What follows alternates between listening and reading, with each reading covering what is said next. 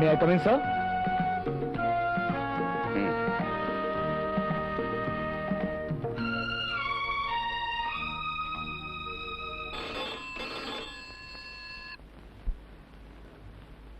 Shut up! ये कोई मुन्नी बाई या केसर बाई का घर नहीं है। ये मेरा ऑफिस है। ये क्या बकवास करते हो? तुम एकदम जलील आदमी हो। अगर तुम मेरे सामने होते तो मैं तुम्हें बताता कि मैं कितना जलील हूं। Shut up! Sir.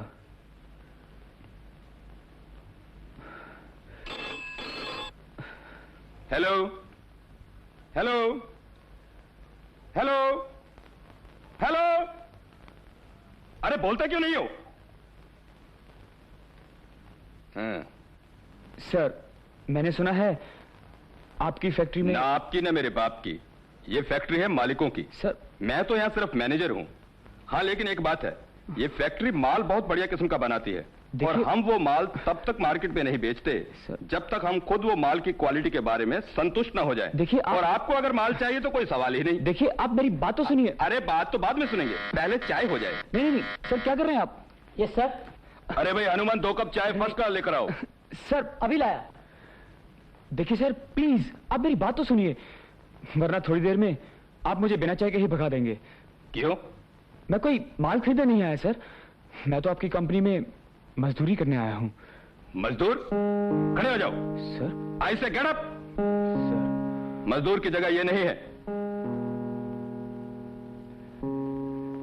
मजदूर की जगह तो मेरे दिल में है। जी, thank you sir, thank you very much sir. Oh, पहले कहीं काम वाम किया है? जी नहीं।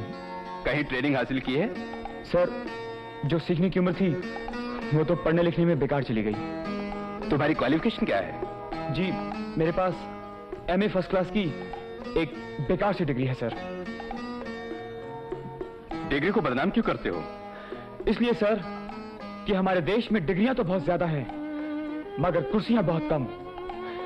डिग्रियां तो सभी हासिल कर लेते हैं सर, मगर नौकरी तो नसीब वालों को ही मिलती है। एक तुम्हें नौकरी नहीं मिली इसलिए डिग्री को बेकार कह रहे हो? बागी हो गए हो क्या? बागी नहीं सर, मजदूर कहिए। मुझे यकीन है सर कि मैं अपनी मेहनत और ईमानदारी से एक दिन मजदूर से बड़ा आदमी जरूर बनूंगा। लेकिन मुझे तो पूछा कि मुझे तुम्हें मजदूरी पर रखना है कि नहीं। सर, मगर अभी तो आपने कहा कि मजदूर की जगह आपके दिल में है। नहीं, मजदूर की जगह सिर्फ मेरे दिल में ही नहीं, मजदूर तो मेरा आदर्श है। सर, तुम्हारी कसम, अगर सभी नौजवान तुम्हारे अंदाज में सोचने लगे और मजदूरी की आजमत को पहचानने लगे तो हमारे देश की किस्मत बन जाए। सर, एनीवे, कब से काम शुरू कर रहे हो? तब से आप कहें सर। शुभ काम में देर किस बात की? हो जाओ शुरुआत से ही। Thank you sir, thank you very much and best of luck my boy. Thank you once again sir.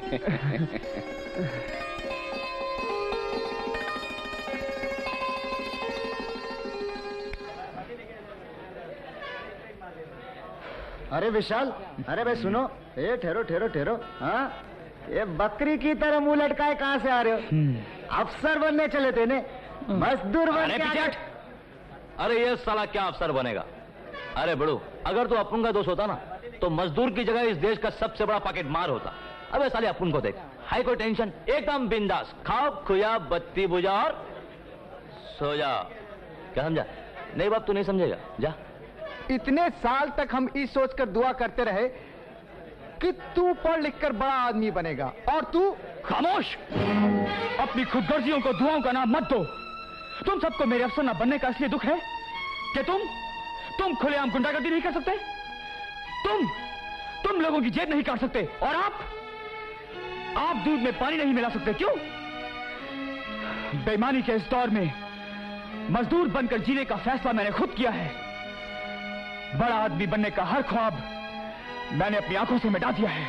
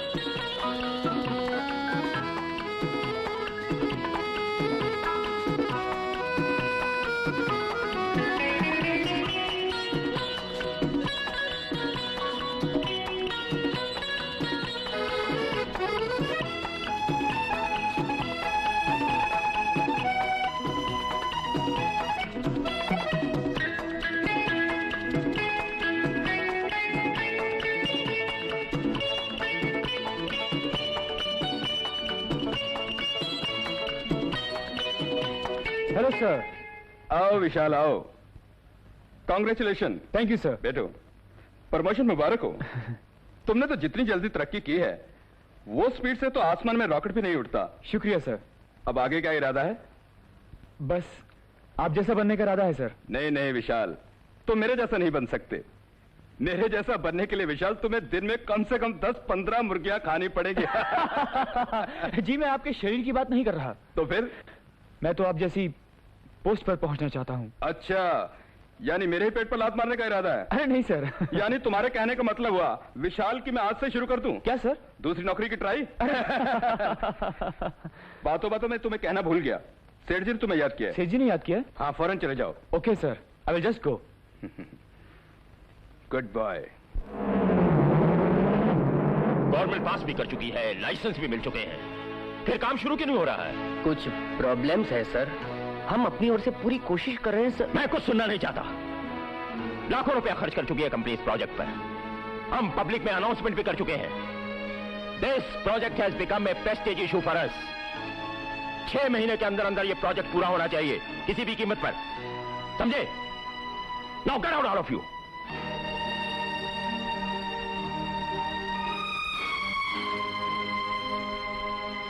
Sir, आपने मुझे याद किया? सब काम चोर हो गए हैं। प्रोजेक्ट अभी तक कंप्लीट नहीं हुआ है।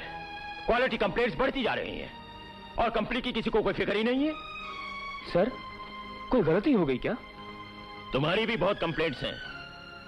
मैंने तुम्हें सिंसियर वर्कर समझकर तुम्हारे काम पर भरोसा किया, प्रमोशंस दी, और तुम? क्यों? कोई भूल होगी मुझसे? अरे एक भूल हो तो बताऊं। तुमने कंपनी में हेल्थ क्लब खोल दी है, जिम्नेजियम खड़ा कर दिया है, आए दिन गाने बजाने के प्रोग्राम होते रहते हैं। मेरी कंपनी को खेल कूद का मैदान या थिएटर नहीं है। वर्कर्स को इन सब चीजों में ज्यादा दिलचस्पी है और काम में कम, और ये सब तुम्हारी वजह से हो रहा है। ये सही नहीं है सर। लेबर वेलफेयर के लिए मैं जो कुछ भी कर रहा हूं वो तो मजदूरों का हौसला बढ़ाने के लिए है। फिर भी कंपनी के प्रति मेरी वफादारी पर आपको शक है तो? शक नहीं, हमें यकीन है। Oh, then I am sorry sir. मेरी सिंसेरिटी और वफादारी का ये नाम मिलेगा ऐसी उम्मीद नहीं थी मुझे। मैं रिजाइन कर रहा हूं सर, अभी इसी वक्त। ठहरो। तुम क्या समझते हो कि तुम्हारे चले जाने से हमारी कंपनी बंद हो जाएगी? और इससे पहले कि तुम हमें रेजिग्नेशन लेटर दो, हम तुम्हें टर्मिनेशन लेटर देते हैं। ये लो, पढ़ लो अच्छी तरह से।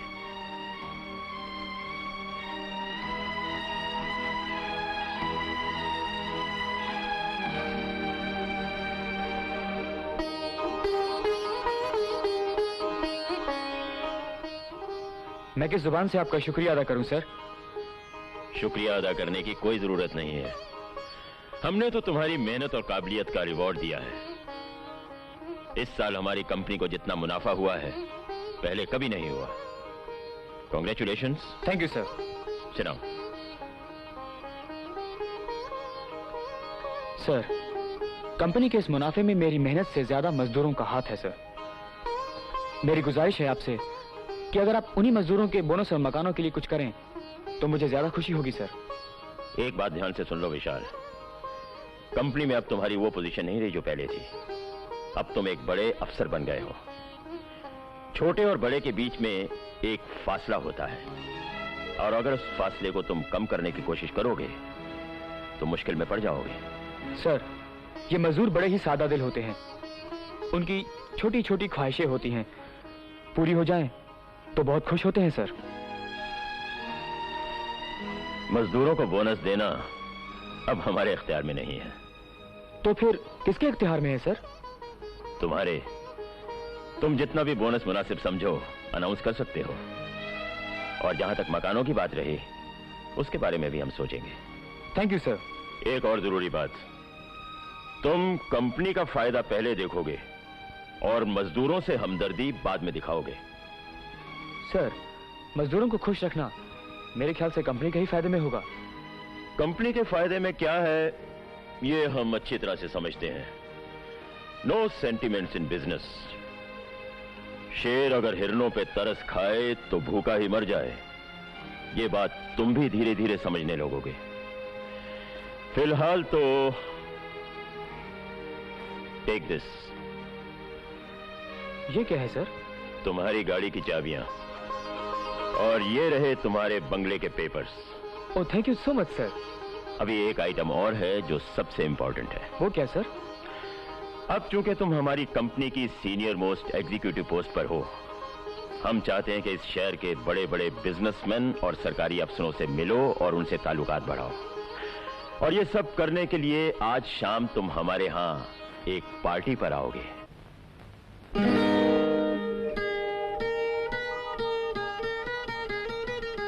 माँ मेरी अच्छी माँ।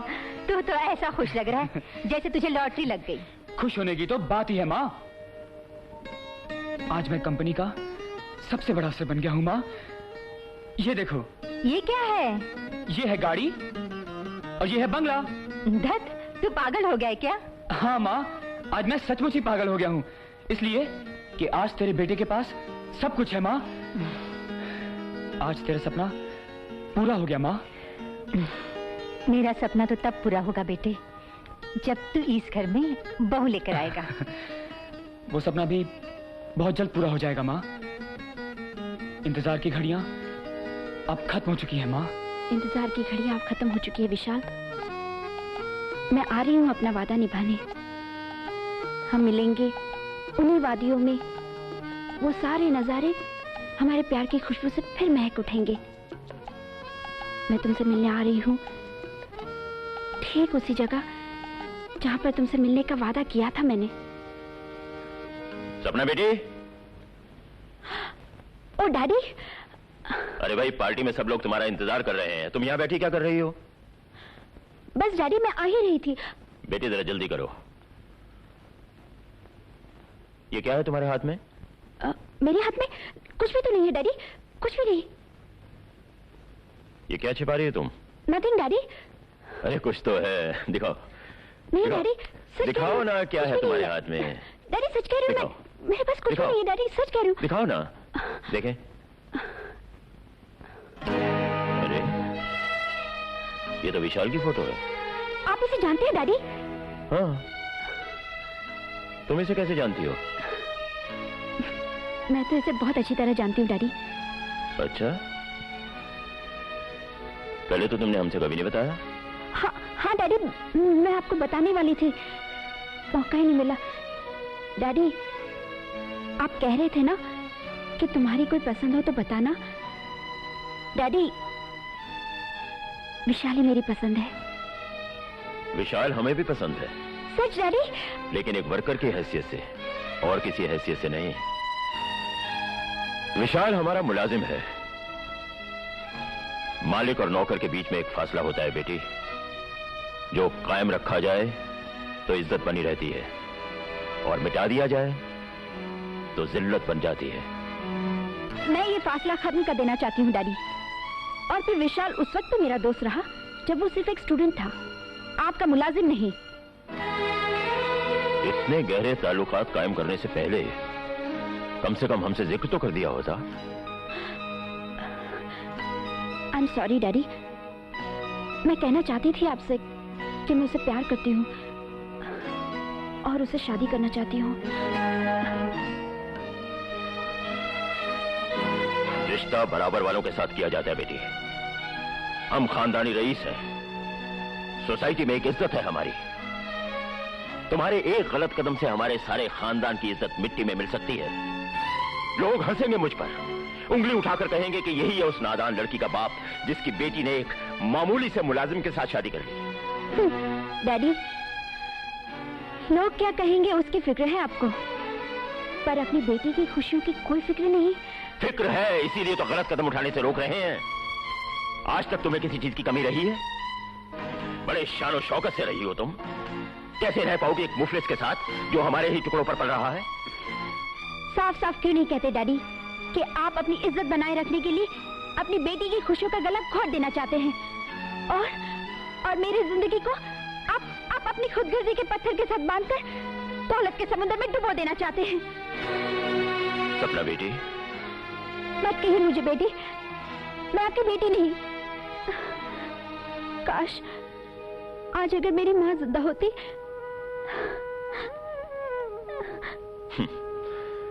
इतनी बड़ी हो गई हो लेकिन जिद्दी की जिद्दी रही। बचपन से तुम्हारी हर ख्वाहिश पूरी की है ना, उसी का नतीजा है ये। चलो अब ये रोना धोना बंद करो, लोग नीचे इंतजार कर रहे हैं। चलो। नहीं। अरे भाई कुछ हमें भी तो सोचने का मौका दो, आखिर ये तुम्हारी जिंदगी का सवाल है और फिर हम तुम्हारे कोई दुश्मन थोड़े ही हैं। ओके ओके, इस बारे में हम बाद में बात करेंगे। ओके? ए, अब हमारी तरफ देखो, देखो देखो देखो देखो तो सही, हंसो ना। हंसो ना। डैडी।